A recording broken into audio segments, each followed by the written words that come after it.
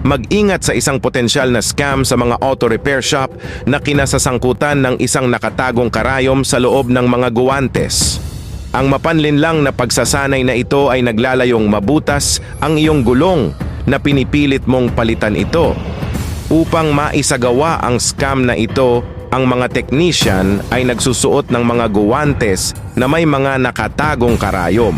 Habang sinusuri nila ang iyong gulong, pinipindot nila ng malakas ang pinakamahina nitong bahagi, kadalasan sa gilid. Ang pagkilos na ito ay nabutas ang gulong na ginagawa itong hindi na maibabalik. Dahil dito, mag-aalok sila na palitan ang gulong para sa iyo. Upang matukoy ang scam na ito, mag-ingat kung napansin mong nakasuot ng guwantes ang technician habang sinusuri ang iyong gulong. Follow and share naka-JM for more videos like this.